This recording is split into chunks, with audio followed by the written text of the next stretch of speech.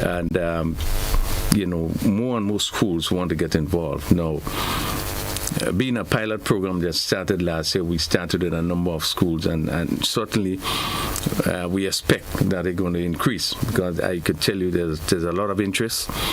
We have schools in all the parishes, Carriacou fully involved, and the support have been tremendous.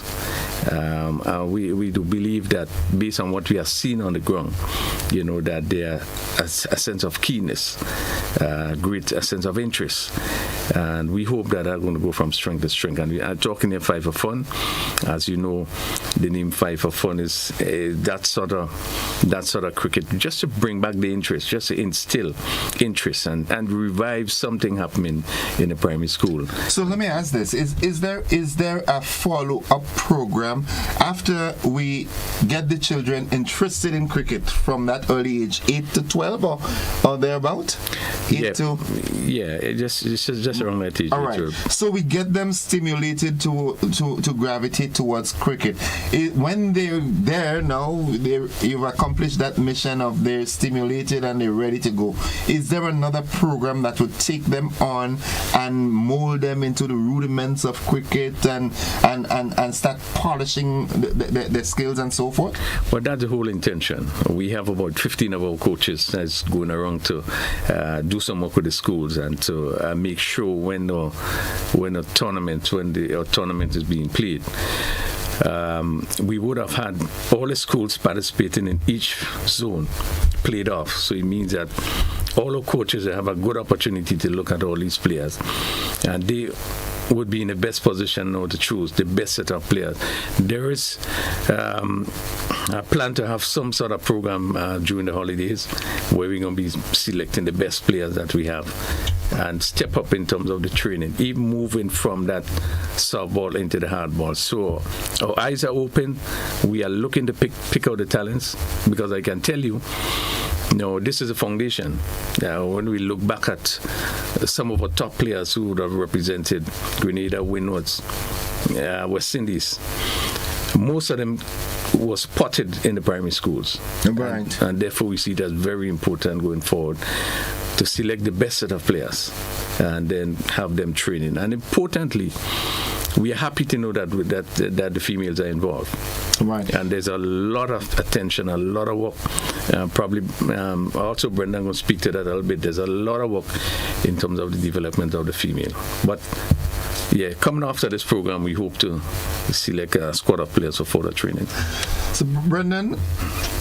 Yeah, so I'm very happy to go back to your introduction to say that you prefer to look at the women's cricket these days because it brings you great joy. Yeah. But I have even more joy to add to your heart, in that from a Cricket West Indies perspective, one of the extensions to this Republic Bank 5 for Fun program, particularly from a female perspective, is that we are bringing on board across all of the territories a grassroots girls under 16 and under 19 hub program, where we bridge the gap between our primary school program and our regional under 19 girls tournament, which is set to take place in Trinidad and Tobago next month from the 6th of July to the 20th of July.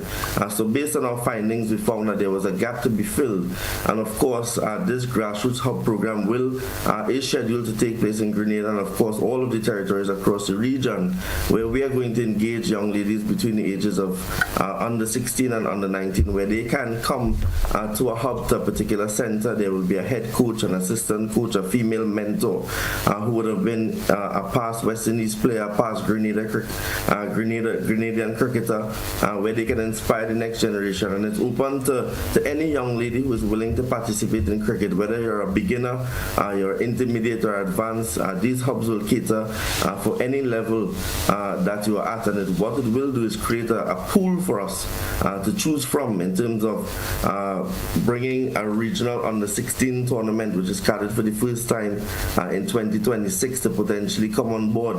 So we will have for the first time in 2026 a regional under 16 women's tournament.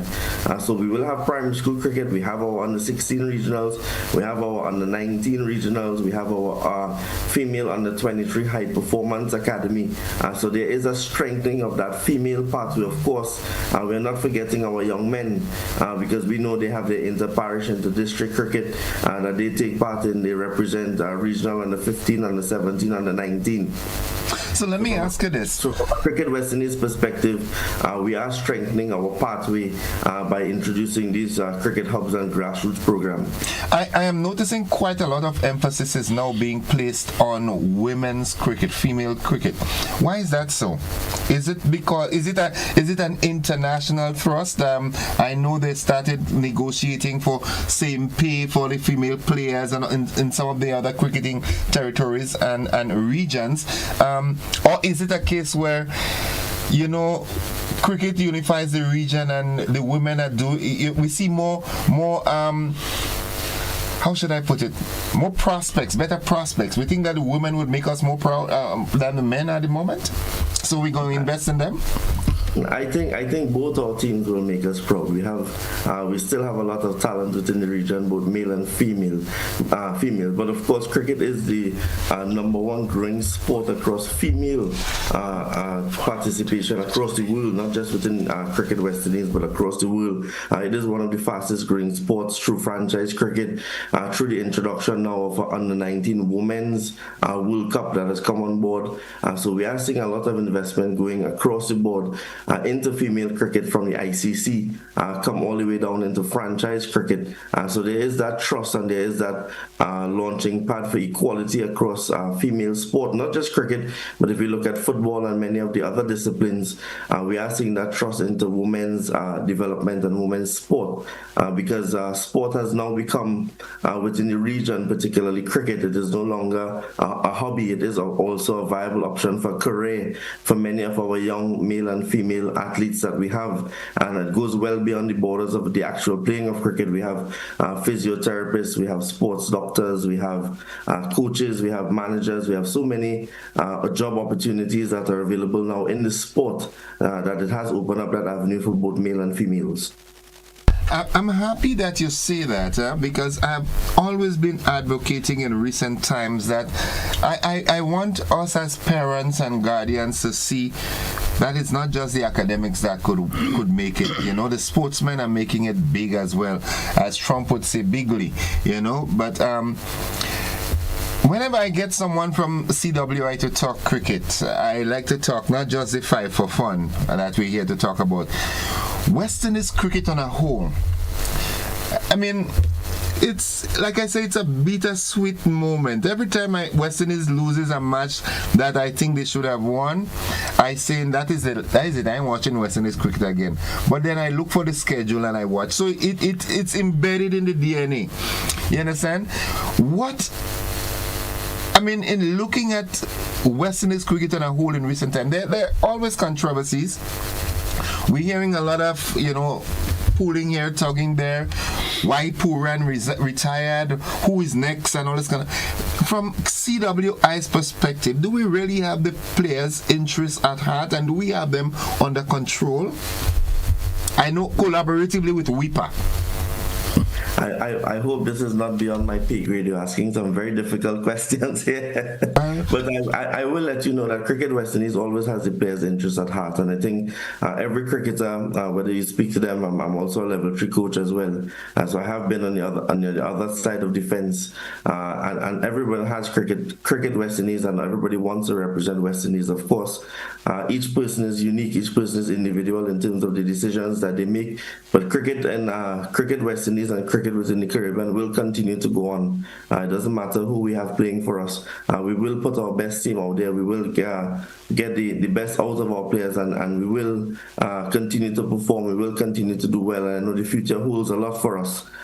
So in terms of where we stand, just like you, with that test match coming up in Grenada on the 3rd to the 7th of July, we know that Grenadians will come out to support, bittersweet or not. We know that it's international cricket in your backyard, and of course, the West Indies team, they represent us. They represent all of us, and we know that they will continue to make us proud no matter who we have on the playing field. And we do have a very strong team to vie to match up against the Australians. There's something that you said earlier, that when we take the young cricketers, we expect them to come to fruition in about 8 to 10 years.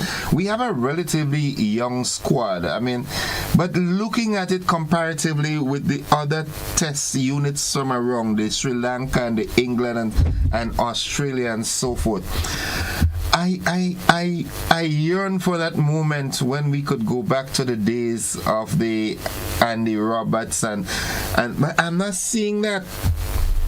Are you seeing that when you look in your crystal ball? Tell me, are you seeing a day coming in the not too distant future when Windies cricket will be that dominant force again? Do you see that coming? Most definitely. It is in the DNA, as you mentioned before. Those sorts of legacy doesn't leave us, and particularly in 2025, where we celebrate our 50th anniversary of winning that first World Cup. Where Sir Clive Lloyd with that infamous photo on the balcony. This year marks 50 years of winning that. So we have that renewed, invigorated trust to go back to our history, to understand where we would have come from as West Indian people. And of course, there's no doubt that we will continue to strive to reach the top. We may have had an Andy Roberts and a Joel Garner and a Clive Lloyd and Gary Sobers in years gone by, but we have some youngsters who are coming up who can be the next generation, the next golden generation of a Brian Lara, Chris Gale, and many of the others to come. We have continued to churn out world-class talent, and we will continue to churn out world-class talent. I endorse you on that, because I always say that we here in the West Indies, we're not bankrupt for talent. We have the raw talent. It's just a matter of harnessing them and fostering them and shaping them to be that top-notch thing. But Crony, from Grenada, we have prospects in more players. At the moment, we don't have anybody on the West Indies senior men's team, do we? Not at the moment. Do you see we do have Teddy Bishop who would have played, right? He's not a constant fixture. Not a constant fixture. But again, I just want to zero in on the fact that you would have mentioned the fact that we do have talent. And maybe by extension, we have talent in the region. But I do believe that the onus is on really the players in terms of their discipline, in terms of the method of training, the focus. I think too many times there are other things that comes in the mix. Probably money is part of it. Just seemingly losing the focus in terms of their personal development. Because, again, as was said before, cricket is a career. And what you can get from the sport is tremendous. I had a discussion in one of the schools, and I was making a point. What you can gain from cricket, the sort of wealth, the sort of life you can live coming off of cricket is huge. We look at all the other sports, and I don't think any of them really compare. And particularly in a small place like Grenada, you probably want to look at the sports that are going to propel you, that are going to help develop your people. And cricket is big, so the career, it can be a career. And I think it's important that we understand that. Maybe your parents understand that. So they will give the support. It's a mindset thing. Give the support to the students. The same interest you would show to your children when they tell you, "Mommy, I want to be a brain surgeon, I want to be a neurologist, or I want to be a scientist, I want to be a teacher." The same level of interest and passion that you show to your child when they make these comments. If a child tells you that I want to be the next Brian Lara, hey, go for it, run, let's go. That's the approach. But we're running out of time. Let's zero in back quickly on the 5 for Fun. Tell us when it starts, how it rolls out, and we have 2 minutes. All right, so the 5 for Fun is now really in the final stage. We would have played off in all the parishes. We have just about 31 schools that was involved in that, all the primary schools. So we have winners from each of the zones. So there are 6 winners, right? Each of the zone have a winner, and they're going to compete on Wednesday at Tantin Playing Field. We have a round robin playoff where where they're going to play, and the best team will come out. After that, we'll have some presentations, some remarks by various Ministry of Education, Sports. I was hoping that Brendan would have be able to join us. That might be difficult for him, CWI. Why? And the Cricket Association. So Brendan, you're coming up for the test, right?